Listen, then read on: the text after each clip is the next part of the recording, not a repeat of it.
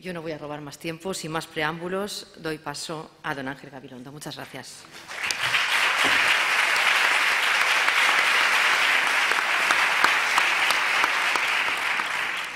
Bueno, pues muchas gracias a todos ustedes, muchas gracias por esta invitación, muchas gracias a la Generalitat Valenciana, muchas gracias a los organizadores del Congreso, muchísimas gracias, Miquel Soler, muchas gracias por su amable presentación. Y yo voy a hacer un esfuerzo, que es el esfuerzo de hablarles de tú. Voy a hacer ese esfuerzo de hablar de tú. A mí me sale hablar de usted, pero quiero hablar de tú. Quiero hablar de tú porque yo algunas veces he contado en una entrevista que me hizo una persona a la que quiero mucho, me dijo, no sé qué es peor, si hablar a un ministro de tú o a un hermano de usted. Y yo le contesté que teníamos que hablar de tú a tú, de tú a tú. Y es lo que yo quiero hacer hoy, hablar de tú a tú. Hablar de tú a tú es una expresión un poco extraña, porque lo lógico es hablar de mí a ti o de yo a ti o tú a mí, pero de tú a tú. Hablar de tú a tú tiene una rareza. La rareza consiste en que para hablar tú te tienes que poner en el lugar del otro, para que cuando hables, hables teniendo en cuenta las razones del otro, quien a su vez es un tú también para ti, en tanto en cuanto él se pone como alguien otro para contigo, etcétera, etcétera. Es decir, que hablar de tú en tú considera siempre al otro, tiene en cuenta al otro. Segunda cosa que quería decirles es que voy a hacerlo, y aquí anticipo una especie de eslogan que hay por ahí, y hablar afirmativamente, es decir, desde un sí. Quiero hablar desde un sí. También sé hablar desde otros lugares. Me sé quejar, sé criticar, sé desalentar, sé deprimirme, sé todo lo que sabemos todos, pero yo quiero hacer un pensamiento afirmativo. Quiero hablar desde un sí. Y el sí del que quiero hablar es el sí telefónico, que es el sí que decimos al descolgar el teléfono. Cogemos el teléfono y decimos sí.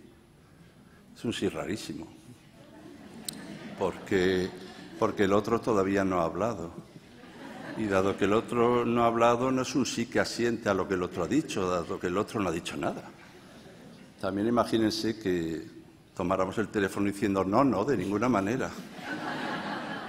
Entonces, ¿qué sí es este que no asienta a lo que el otro ha dicho?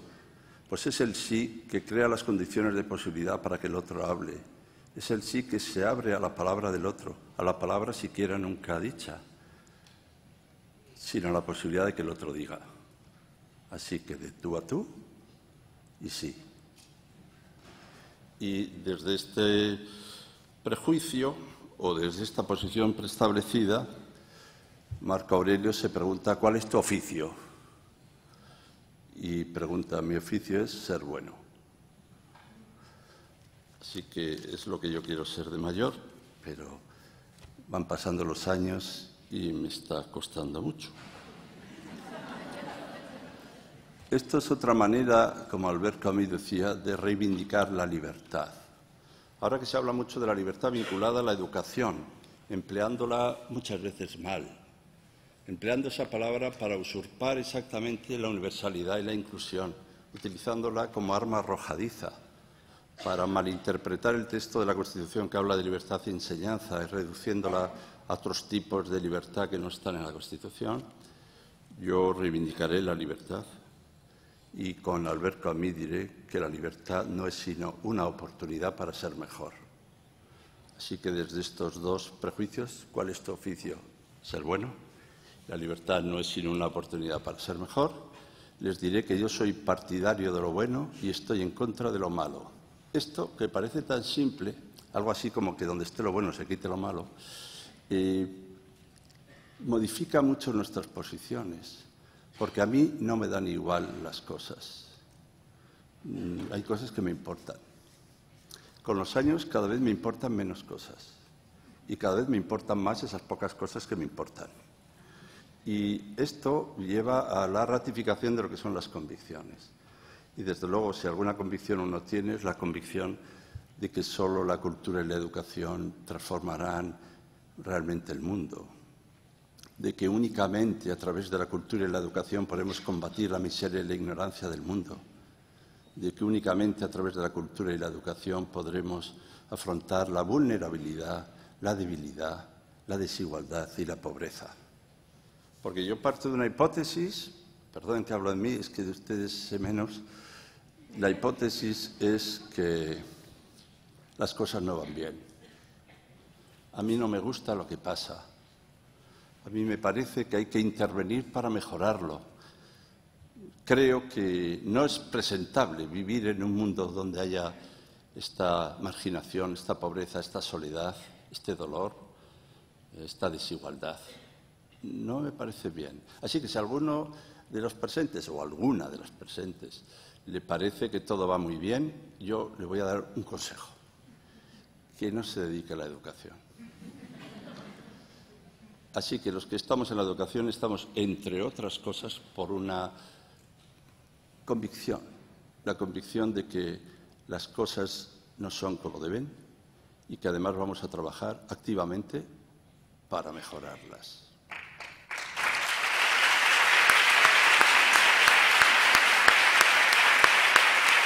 Bueno, una vez... Bien, esto es hablar de tú a tú, es decir, que compartimos las mismas convicciones. Y como compartimos convicciones, pues todo irá bien. Pero quiero prevenirme a mí mismo, y a todos nos tenemos que prevenir, del gran mal de nuestro tiempo, que es la arrogancia. La arrogancia es la forma suprema de ignorancia. Creer que uno lo sabe ya todo y mejor que los demás es el mayor peligro público de nuestra sociedad. Habita en muchos espacios, desde luego en la política, y estar dispuesto a dejarse decir algo o creer que uno no lo sabe todo y mejor que los demás es la condición fundamental del escuchar. Sobre cómo se debe escuchar, que es un texto extraordinario de Plutarco, en ese texto dice cómo hay que preparar las conferencias, no las que uno va a dar, sino las conferencias a las que uno va. Es muy interesante. Y desde luego es con una actitud, que es la actitud que vosotros tenéis, vosotras, tanto agradezco, que es de escuchar. Es dejarse decir algo, dejarse decir algo.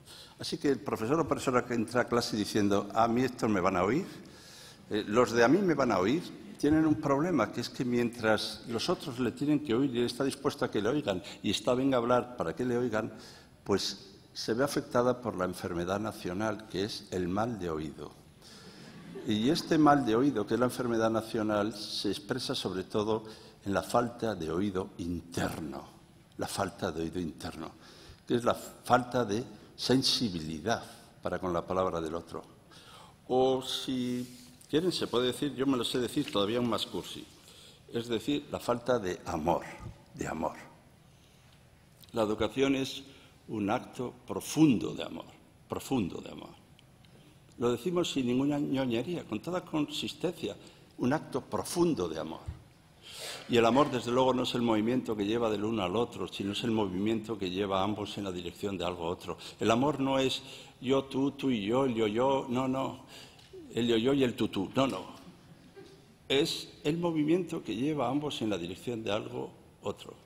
Y si uno toma, por ejemplo, el banquete de Platón, enseguida recuerda que cuando se encuentra pues Sócrates con Agamenón, dice, ¿a dónde vas? Voy al banquete de Agatón, que ha ganado un concurso de poesía, y vamos a ir allí, y vamos a tomar algo y hablar.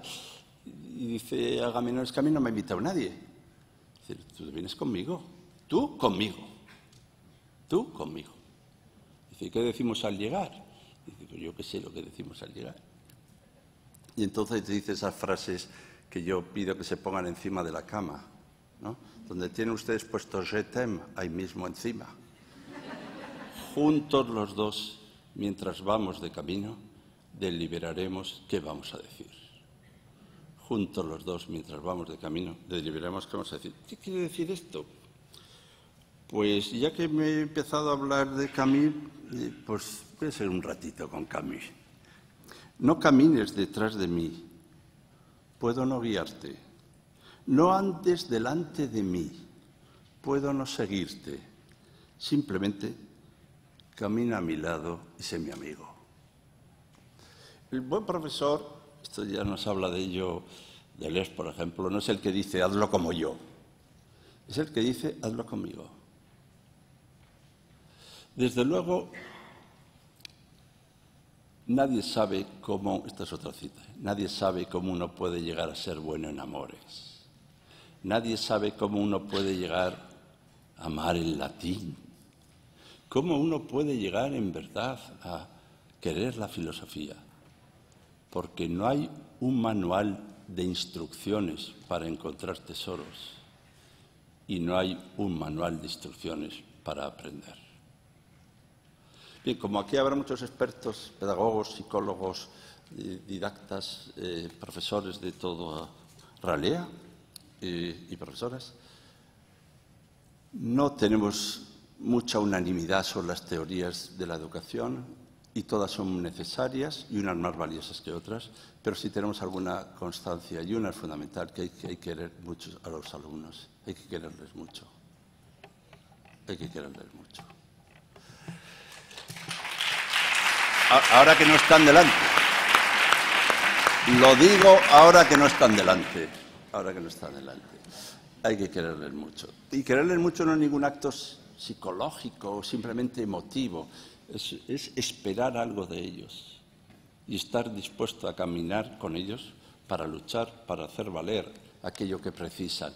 Y esto es también muy interesante porque si uno no espera nada de un alumno, si uno permanentemente lo descalifica, si uno dice una y otra vez que no vale para nada, que a dónde va, pero quién se ha creído que es, no se preocupen, logrará grandes éxitos, no llegará nada a esta persona.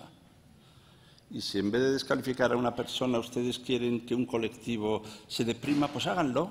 En vez de hablar mal de una persona, hablen de todos los profesores en general y profesoras, que no valen para nada, que solo piensan en las vacaciones, que son ególatras, endogámicos, atrabiliarios, enfermizos. Vale, pues es probable que acabemos pensando, pues mire, ya que lo dice usted, pues sí. Y por eso yo también pido públicamente que hagamos discursos justos de reconocimiento a los profesores, profesoras, maestros y maestras que tanto han luchado por traer este país hasta aquí, que tanto han hecho para que podamos vivir en una sociedad con defectos, donde hay universalización y socialización de la educación. Respeto a los profesores que ya no están, a los que han dado la vida por este país, luchando por la educación.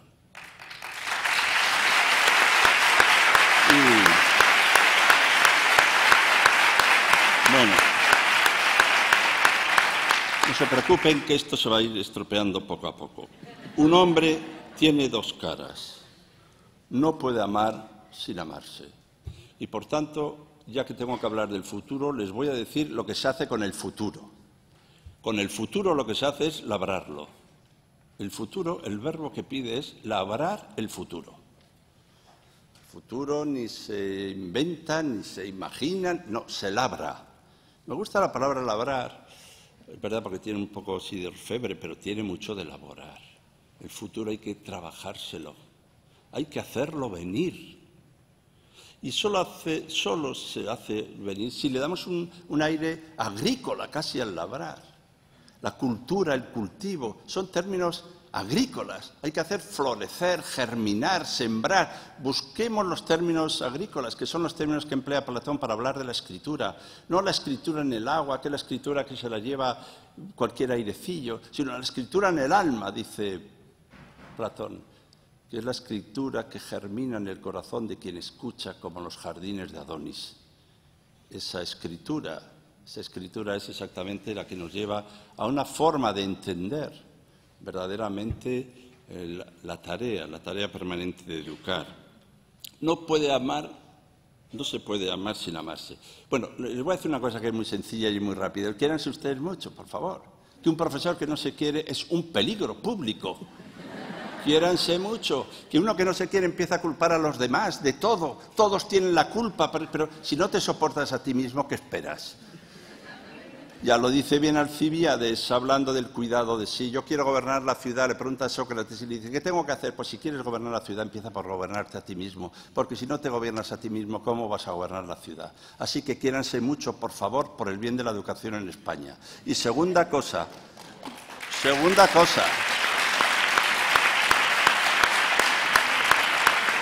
Segunda cosa, también lo suelo decir con frecuencia, por favor, gústense poco.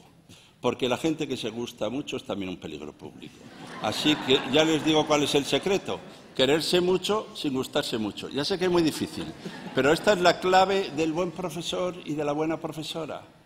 La que está en su permanente cultivo y constitución de sí mismo, la que se cuida, la que se cultiva, la que estudiar, perdonen que diga esta palabra tan antigua, la que estudia, la que es capaz de recrearse, la que es capaz de revivirse en el ocio, que no es el negocio, porque el negocio es la negación del ocio, la que es capaz de vivir ociosamente en la recreación y en el cultivo, en la ascesis, incluso en el silencio y en el retiro de ser un profesor y una profesora, en la soledad muchas veces de serlo, en la sensación muchas veces de que quizá lo que estoy haciendo no conduce a nada. Esa experiencia que todos hemos sentido, que es la clave por la que hacemos congresos, porque hacemos congresos para encontrarnos con otros raros como nosotros, para ver que esto que nos pasa a nosotros les pasa también a otros, para encontrar fuerzas y razones para proseguir, para compartir experiencias, para saber que no estamos solos, que somos una comunidad, que se educa desde esa comunidad, de que vivimos en común y compartimos en común un desafío, que somos miles de personas quienes creemos en esto y que nos necesitamos ver y escuchar y querer y conocer. Y les voy a decir una cosa. A mí me ha pasado, aquí hay una persona en la mesa que ha trabajado también, hemos trabajado juntos. A mí me pasa una cosa, que las personas con las que trabajo les acabo cogiendo cariño. Si me descuido, les quiero, y si sigo, me enamoro. ¿Y por qué? ¿Por qué? Porque nada une más que luchar con alguien por algo. Nada une más que eso en la vida, jamás, nada. Y más vale perder solo que ganar solo. No, más vale ganar con otros que perder solo. No, más vale ganar con otros que perder solo. Que no. Entonces, ¿qué es lo que más vale? Pues lo que más vale es perder con otros que ganar solo. Esto me han dicho, esta frase no se dice, que es muy poco política. Pues es la que yo creo. Y por tanto, elijamos nuestra orilla incluso para perder. Y nuestra orilla es con la comunidad educativa, con los estudiantes, con los niños, con los profesores y profesoras, con los maestros y maestras, con la sociedad vulnerable. Esta es nuestra orilla. Si tenemos que perder, perdamos juntos en esa orilla. Y si finalmente nuestro proyecto de creer en la educación es un proyecto iluso, moriremos en esa orilla juntos. Pero no renunciaremos a esa orilla. Bueno, la gloria, ya lo dice Camus, es el derecho a amar sin medida. Regreso a Tipasa. Él vuelve a Tipasa. Es el territorio de su infancia.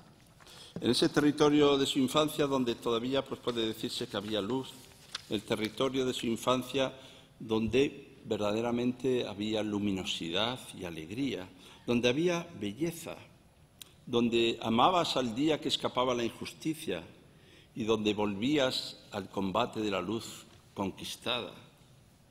Bueno, a mí me parece que la máxima prueba de este regreso suele ser la intensidad y la coherencia. Nuestra fuerza es la intensidad y la coherencia, no los arrebatos. Hay gente que se cree que el coraje es un arrebato. El arrebato suele ser en general un acto de cobardía y de miedo. La intensidad y la coherencia son nuestras armas. Luego veremos por qué. Que adoptan siempre la forma de una belleza, de una emoción, de una motivación. Mira, a mí nada me emociona más que ver a alguien coherente, que vive con coherencia, con intensidad esa coherencia. A mí no me deslumbran los arrebatados, que siempre ponen sobre la mesa cosas y siempre son las mismas, sino aquellos que son capaces de vivir con intensidad, si hace falta con moderación, desde luego con mesura, con coherencia. Aquello que también decíamos cuando trabajamos juntos, insistencia, persistencia, consistencia, resistencia y moderación. Algunos me decían lo bien que iba la frase y la estropea usted al final. No, insistencia, persistencia, resistencia, consistencia y moderación. Y dicho esto, que es lo que nos convierte en seres extremadamente peligrosos, porque nosotros somos insistentes, persistentes, resistentes y consistentes, y además no nos dejamos llevar por arrebatos, es que la máxima expresión de la belleza es exactamente esta rebeldía, la rebeldía de la coherencia intensa de cada día, donde cada día los niños van a las aulas, llegan y estamos nosotros. A pesar de la noche, vaya noche que me has dado con no dormir a mi lado, a pesar de la noche, a pesar de los ataques de lucidez que tenemos, la lucidez es incompatible con la respiración, decía Cioran. A pesar de que lo sensato parecería otra cosa, a pesar de eso, allí estamos. Allí estamos, todos los días, todas las veces, siempre. Y a pesar de que hemos dicho, me voy a dejar llevar, llega el momento y no me dejo llevar. Porque la mirada es una mirada concreta de una persona. Son personas, son chavales, son niños, están ahí, esperan algo de nosotros, nos miran. Son muy diversos, muy variados, multiculturales, con discapacidades diversas. Nosotros también colaboramos, cada uno con sus cosas. Y te dice, mira qué riqueza, qué aula más diversa, qué maravilla. Y tú preguntas, ¿pero hay alguien por ahí, por favor, para echar un cable? ¿Puedo desdoblar el grupo? ¿Hay alguna manera de atender singularmente? No, es la riqueza y variedad de los pueblos de España, digo, y del mundo, sí, pero si a mí me gusta esto, pero un poquito de medios, por favor.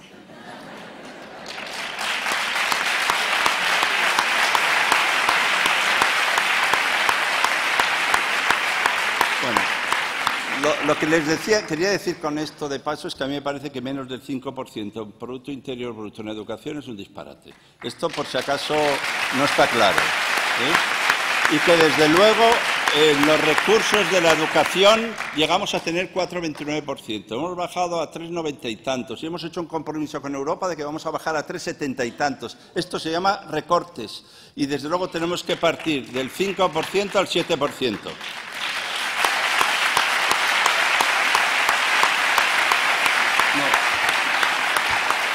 Era una cuña publicitaria, por si alguno pensaba que, como hablo del amor, no me he fijado en esos detalles. Y me he fijado en esos detalles. Y una vez que dejo claros esos detalles, quiero decir que en un congreso sobre la inclusión, desde la asunción de que la educación o es inclusiva o es injusta, desde la consideración de que esto es así, lo primero que tenemos es que reivindicar también recursos para poder hacer aquello que nos parece justo. Recursos por y para la justicia. Y por eso tenemos un profundo amor y un profundo desasosiego también, ¿eh? Tenemos una afección enorme y tenemos una profunda desafección, una gran desafección. Estamos fastidiados. Pronunciamos ante el mundo y ante España desde este Congreso que estamos fastidiados, que es una forma elegante de decirlo. Estamos fastidiados.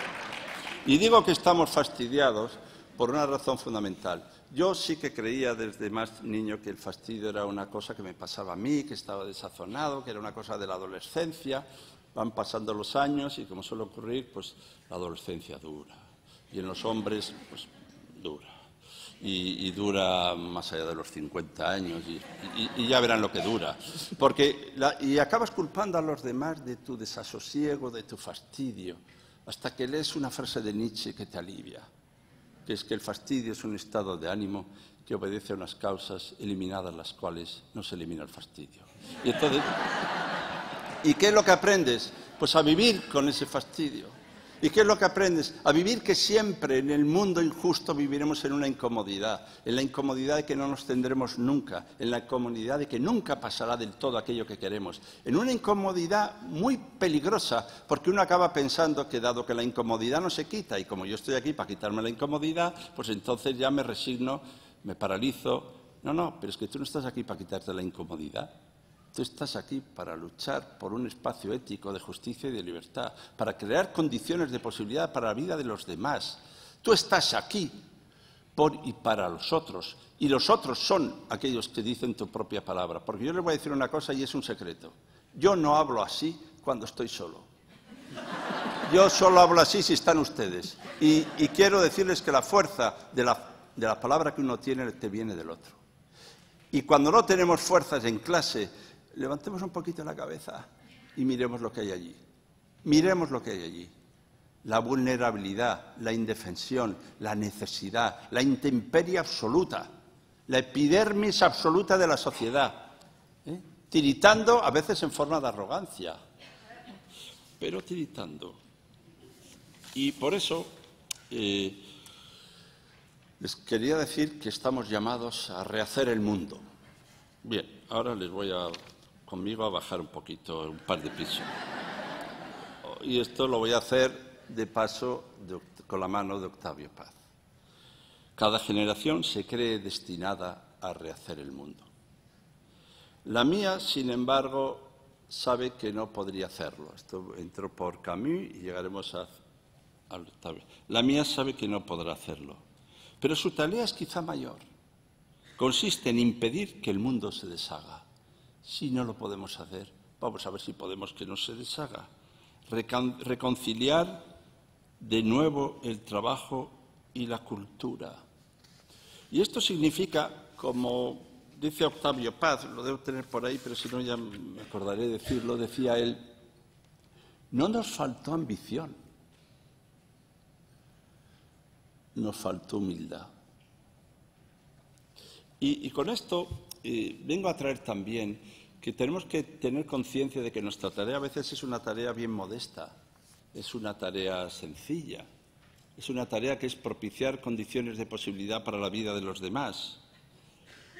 Y también una tarea que es alejarnos de modelos que nos parecen convencionales, poco adecuados, modelos que reifican y confirman la situación dada que no nos gusta, modelos que únicamente entienden que la educación es generar dóciles empleados, no ciudadanos activos y libres, modelos que creen que lo que hay que hacer es vincularse a la empleabilidad de un mundo que no nos gusta, modelos que repiten y reiteran todos los términos de la economía vinculados a la educación y el niño es un producto de la educación y él es un consumidor y lo que tiene que ser es competidor y lo que tiene que ser es muy rentable y pobre niño, si se llama Juan solo él. Y esta percepción de que todo el lenguaje de la economía impregna la realidad del mundo de la educación. Y yo no estoy hablando en contra de que la educación se vincule a las necesidades sociales, no estoy hablando en contra de que la educación tenga un sentido de generar también una sociedad económicamente mejor. No estoy en contra de que cuando uno acabe de estudiar pueda trabajar, no estoy en contra de eso. Estoy en contra de una visión de la educación vinculada directamente a la rentabilidad y respuesta a las demandas del mercado, en vez de responder a las necesidades sociales y a las necesidades personales y singulares de realización de cada uno.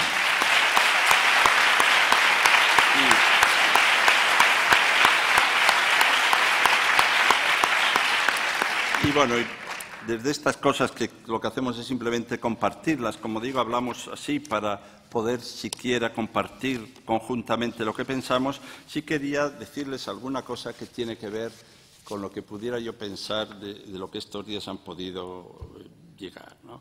Aprender la importancia de la diversidad, no solo el mundo de la multiculturalidad, es el de la reciprocidad, aprender a respetar y valorar los derechos propios y ajenos, aprender a respetar y valorar la palabra del otro, aprender a reconocer también el comportamiento de cómo aprender a enseñar a participar. Miren que he puesto la palabra enseñar. Yo comparto con ustedes una cosa, no perdamos la palabra enseñar, por favor.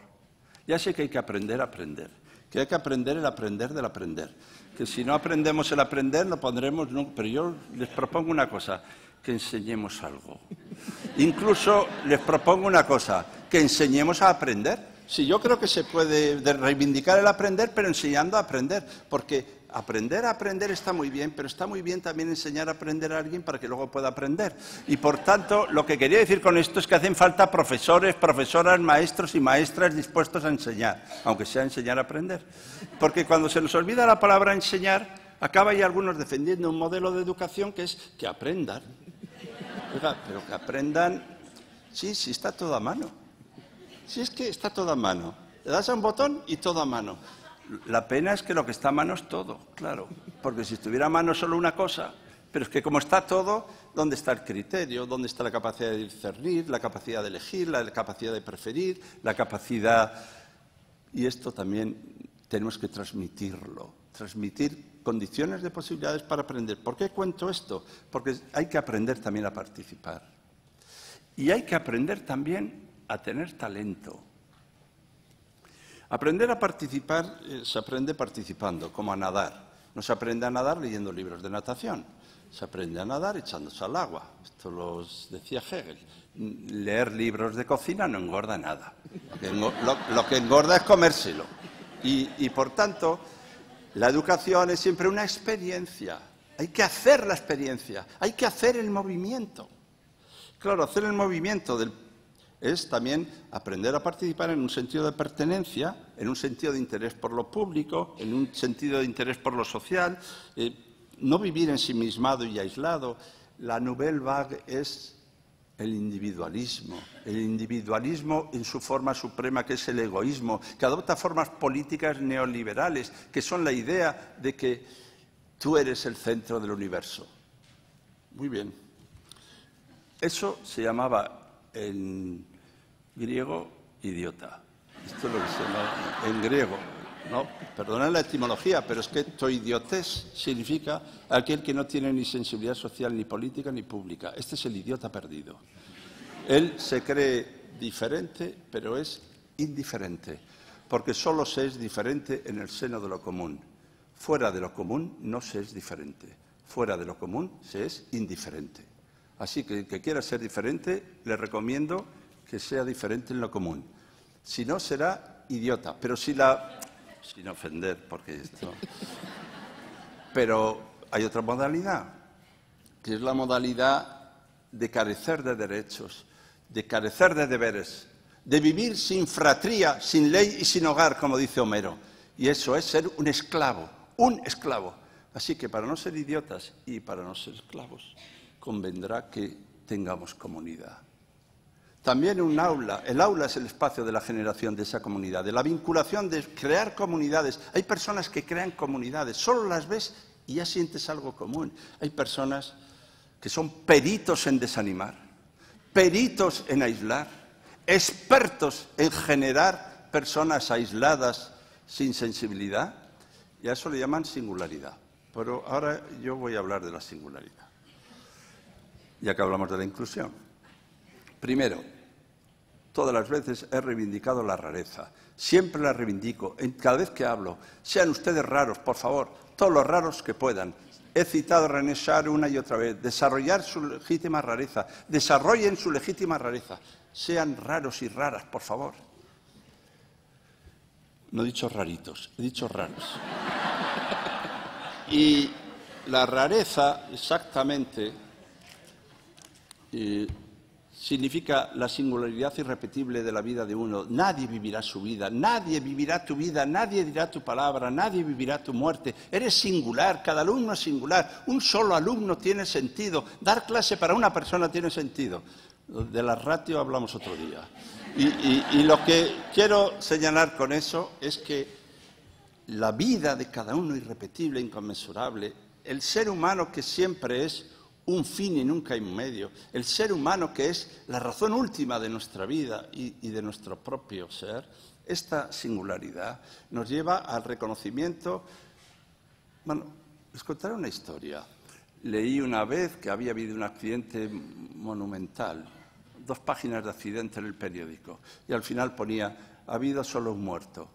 Bien, el periodista decepcionado, claro, después de este tamaño accidente, para que solo se me muera uno.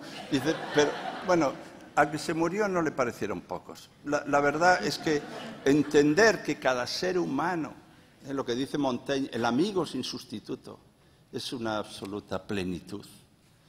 El sentir eso es determinante también para ir hacia una política de inclusión que da absoluta visión de fin a lo que no es nunca un medio, y para entender otra cosa, que tenemos que ser diferentes. Derecho a la diferencia, por favor. Bien, esto lo practicamos bastante bien, aunque a veces parecemos diferentes y estamos muy homogeneizados, uniformizados, y cuando contamos lo más íntimo de nosotros es igual que lo de todos, y cuando pensamos que lo nuestro es de una singularidad extraordinaria, es la cosa más vulgar, mediocre, me refiero a mí, del mundo, que nuestras vidas son de una tibieza a prueba de bomba y de una mediocridad extraordinaria, me refiero a mí, para decir que, pues lo que digo tantas veces, derecho a la diferencia, pero sin diferencia de derechos. Sin diferencia de derechos. Y ahí es donde está verdaderamente, ahí es donde está la fuerza de la singularidad. La singularidad en una comunidad de derechos donde cada uno puede singularmente vivir su propia diferencia, aprender a intervenir, sentirse desde esa vulnerabilidad que nos importan los demás. Y quiero decirlo aquí, como tantas veces, que todo lo que hacemos va por ellos, va por ellas, va por los niños, las niñas, los jóvenes, los estudiantes, va por ellos. Seguro que el día que se den cuenta nos van a chantajear un poco, porque son encantadores, pero tienen ratos también. Pero tenemos que decírnoslo, cuál es que estamos por ellos. Estamos por ellos y también, si me vengo un poco arriba, diré también porque amamos nuestro país, porque creemos que nuestro país, que el país valenciano, que Valencia, que la comunidad, que España serán lo que sea su educación. Y no será otra cosa, que no será otra cosa. Y creemos que lo mejor que podemos hacer por el futuro de la tierra que queremos, de la lengua materna que cuidamos, es exactamente velar por la educación. Que uno es singular en el corazón de su lengua materna, que es su lengua matriz, que la lengua es matricial, que es matriz. Y matriz no quiere decir que te da luz de una vez por siempre, sino que en cada vez encuentras en ella las razones para pensar, para vivir, para creer, para avanzar, en el corazón mismo de tu propia lengua. Yo pregunto a alguno, ¿cómo piensan? Es que a mí me sorprende dónde piensa la gente. Y dice, estoy pensando. Y aprietan los ojos y los puños. Digo, ¿de dónde estará pensando? Saldrá de como de por dentro lo de pensar. Por una razón muy importante, que son dos modelos de educar. Hay uno, el educar, que es el educar que cree que lo que hay que hacer es sacar de dentro la verdad. In interiore homini habitat veritas. De dentro. Yo de dentro la verdad es que tengo poca cosa. Poco, algún riñón y alguna cosa más, pero... Y sin embargo, la idea de la educación como paideia es la idea de la educación como metanoia, como conversión, que significa incorporar. Es exactamente al revés. Es hacer cuerpo tuyo aquello que recibes, no sacarlo de dentro. Los que están, venga a sacar de dentro, ya sabemos lo que sale de dentro. La historia está en que tenemos que hacerlo nuestro, hacerlo cuerpo, convertirlo en algo físico. Y por eso los grecolatinos hablan de la epimeleia autu, que es el cuidado y el cultivo de sí, en la forma de andar, de hablar, de mirar, de leer, de conversar, en la higiene personal, en el aspecto, en las relaciones que tienes con los otros, en la forma de vivir. Esto es lo que educa, porque nuestra verdadera palabra es nuestra forma de vida. Hay que ser bellos por la forma de vivir. Tenemos que lograr que los chavales sean bellos por la forma de vivir. Que dé gusto verles la forma de vivir. Pero hay profesores despistados que no le ven la forma de vivir al niño nunca jamás. Y por eso, como va por ellos, yo siempre me preocupo de los que abandonan el sistema educativo, como todos nosotros, pero me preocupo más de aquellos a quienes abandona el sistema educativo, a quienes dejamos solos en la intemperie, porque como la calidad tiene múltiples raíces y los chicos tienen muchos problemas, pues se nos van quedando en el camino, solos perdidos. Yo no estoy pidiendo que cataloguemos o enclaustremos minorías, sino que estoy diciendo que tenemos que educar no a pesar de que son diferentes, sino a través de que son diferentes. Y por eso todos son extranjeros, todos somos extranjeros. Yo soy extranjero para mí mismo también. El que no ha hecho la experiencia de ser extraño para sí mismo y extranjero para sí mismo nunca encuentra la diferencia en los otros. La primera asunción es la asunción de la propia extranjeridad, de la propia extrañeza, de que tú eres raro para ti, de que tú eres distante respecto de ti mismo, puesto a no coincidir, no coincidas ni contigo mismo, y puesto a no ser contemporáneo, no eres contemporáneo ni de ti mismo. Si has hecho esa experiencia, luego no ves a los otros tan extranjeros. Pero la primera xenofobia empieza por no aceptar tu propia alteridad, tu propia diferencia, tu extrañeza, que tú estás también en un proceso educativo, que tú no estás todavía educado, que tú no sabes todavía hablar, leer y escribir, que tú estás aprendiendo a vivir, que tu forma de vida está sin culminar, salvo que estés acabado, eso sí. Y los hay, y los hay. Hay gente que está muerta y no lo sabe. En general los que están muertos no lo saben, pero hay gente que los demás sí lo saben. Se dan codazos por cómo huele. Y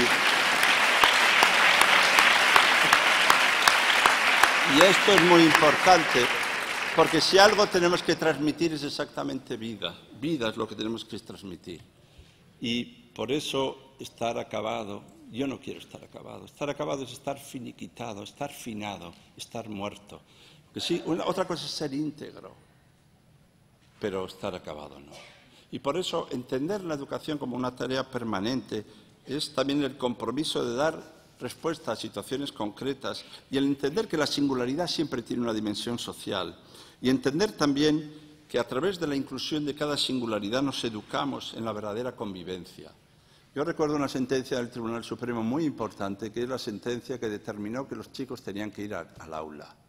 Yo desde entonces grito al aula, grito al aula, no a las armas, sino a las aulas. Grito una y otra vez eso, a las aulas, y grito desde la satisfacción de esa sentencia del Tribunal Supremo, que determinó que había que ir a clase. Había familias, y las hay, y hay un movimiento, como saben, en todo el mundo, que dice que no hace falta ir a las aulas, que esto se aprende en otros sitios, que en casa es donde mejor se aprende. Si tienes medios, pues traes un profesor y te enseña todos los idiomas del mundo y te enseña muy bien las cosas.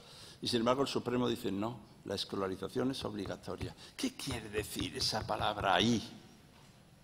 Pues quiere decir una cosa, que a la hora no solo vamos a aprender contenidos y de ciertas materias, vamos también a aprender a vivir con otros que piensan distinto de nosotros, que tienen otras creencias, otras convicciones, que tienen otras maneras de entender la relación con su propio cuerpo, que tienen otra manera de concebir también la relación con sus propias creencias, que a ver si entendemos de una vez lo que quiere decir laicismo, que laicismo no es perseguir las creencias de los demás, sino creer en ellas y respetarlas, la libertad de conciencia, que esto está lleno de clericales y anticlericales y no se ve un laico ni por la zona.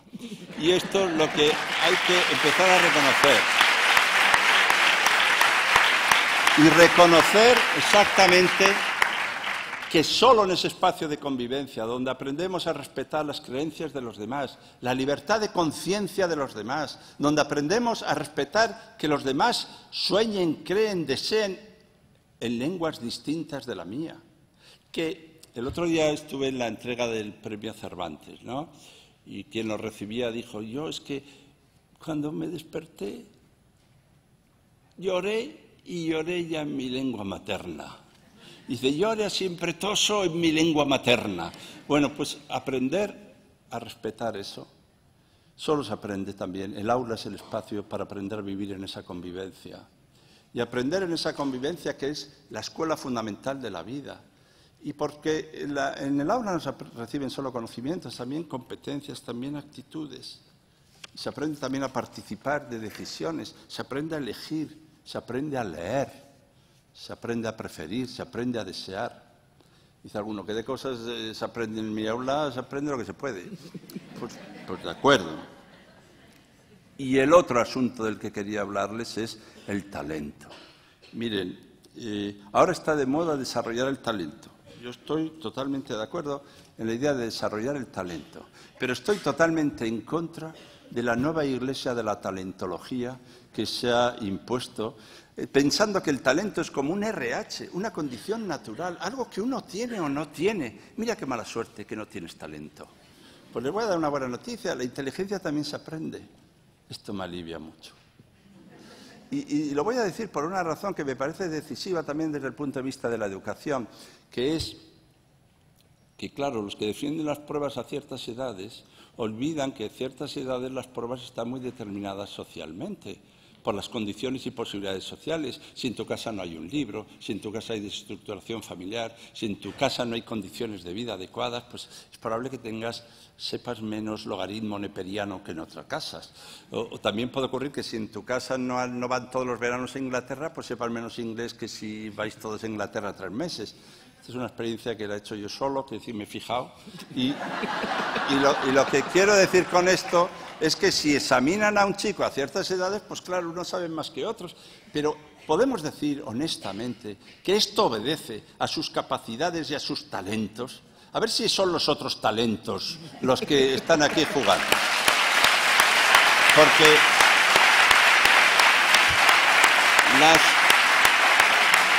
las condiciones... Y no estamos en contra de evaluar, hay que evaluar, claro que hay que evaluar para mejorar. Lo que no se evalúa se devalúa, que lo dije yo una vez y lo repitió aquí una consejera, pero lo entendía de otra manera. Lo que no se evalúa se devalúa, que es verdad que hay que hacerlo.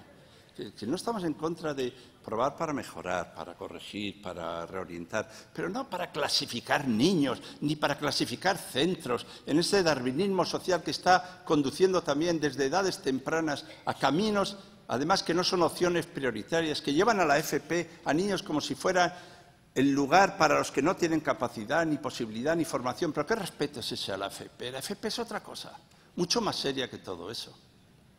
Y desde luego, los que dicen que hay muchos universitarios, esos, todos llevan sus hijos a la universidad. Todos esos, todos.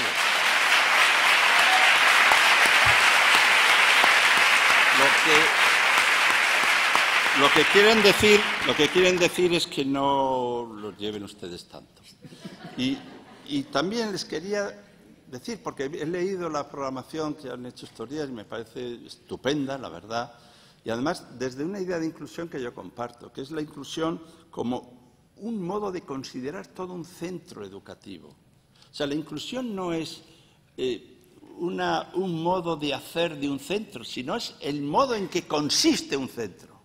Y además es una forma de comprender la labor que se tiene que hacer, un modo de entender cómo se tiene que organizar la escuela, un modo de concebir las tareas, el estilo y la metodología, cómo funciona, cómo se adoptan las decisiones, cómo se crea un espacio de convivencia. Hagamos de la inclusión la vértebra matriz del centro. No hagamos de la inclusión, es que hay un profesor con mucha sensibilidad social, es el que lleva lo de la inclusión. Bueno, pues muy bien. Si hay uno ya con conciencia social que se ocupe de los que vienen de otros países, de los discapacitados, o sea, el que lleva los raros, ¿no? Pero ¿qué es eso? Eso es la exclusión disfrazada de inclusión. Y desde luego esto no significa que no reconozcamos que pueda haber formas de personas con discapacidad que necesitan atenciones especiales, incluso que pueda haber centros singulares para ellos. Pero eso hay que evaluarlo y cuantificarlo, porque se está con la excusa de que deben existir esos centros, que yo no estoy negando que deban existir. A veces lo que se hace es desplazar a ese lugar todo aquello que nos molesta en el aula. Y claro, en el aula se está poniendo tan llena de personas con deficiencia que la vamos a acabar vaciando hasta que quedemos nosotros solos, que somos los genes normal y equilibrada. Y yo entiendo, por tanto, que no se considere que estamos hablando de la inclusión sin tener en cuenta que hay también modalidades de necesidades, de dependencia, Bueno, perfecto. Pero si queremos una escuela cada vez más democrática, participativa y activa, la inclusión no es un aditamento lateral ni marginal, sino ni un elemento adjetivo. Integrar. Integrar no es asimilar, es incorporar socialmente. Y en este sentido, ninguna exclusión es mayor que la del conocimiento. Nada hecho por la inclusión social más que el conocimiento. Lleven a sus hijos a los colegios, lleven a sus hijos a los centros de enseñanza. Si no tienen otras cosas que hacer, si no tienen un euro, a las aulas. El mayor legado, la mayor posibilidad de relación y de futuro, la mayor posibilidad de libertad personal y social, la mayor forma de aprender a convivir con otros que son de otra manera, es un impulso también para realizar una tarea colectiva. Y también quería decirles, la verdad es que hablaría durante mucho tiempo con ustedes, ¿no? Me daba ganas de citarles cosas de Marco Aurelio y estas cosas. Pero más que nada venía a hacer también un pequeño testimonio, ¿no? El testimonio de que yo también sé hablar de la LOMCE. Yo también sé decir que la LOMCE no me gusta, lo sé decir, hoy no lo he dicho. También sé decir que hay que derogar la LOMCE, hoy no lo he dicho, pero eso lo decir. También sé que hay que hacer un pacto para hacer una transición desde donde estamos hasta la derogación, para hacer una aplicación consensuada y razonable, porque si uno quita una ley y no ha puesto otra, pues se quedamos sin ley. Pero mientras tanto hay que hacer una transición para que la aplicación sea de la aplicación a la derogación. Todo esto me lo sé. También sé que hay que hacer un pacto social y político por la educación, porque si no hay estabilidad normativa, financiera, de objetivos, pues entonces no llegaremos a ningún lado. También me lo sé todo esto, pero yo de esto no os voy a hablar, de la LOMCE ni una palabra. Yo lo único que también hoy quería hacer más bien otra cosa, decirles que será un gran error si reducimos los debates de la educación a estrategias y tácticas y técnicas para lograr cambios legislativos y políticos de tal manera que nos pasemos el día hablando de esto que quieren que hablemos, que es de los procesos de derogación y de transformación mediante... Esto es interesantísimo. Bueno, hay expertos y hay hasta viceconsejeros que pueden llevar esto adelante con mucha seriedad. Pero lo que sí digo es que también tenemos que hablar de vez en cuando de lo que significa educar, de la emoción de educar. Tenemos que hablar de vez en cuando de cómo cualquier instante del día alcanza una absoluta plenitud por la tarea de educar. Que los momentos del día, dice Marco Aurelio, desde el amanecer hasta el crepúsculo, tengan casi como una relación como las estaciones del año, de la primavera al invierno. Que solo un día, hay que vivirlo como si fuera toda la vida. Que todas las mañanas tenemos que estar en la infancia de la vida, vivir todo el día como si la noche fuera a ser el momento de la muerte y hacerlo mientras sea posible.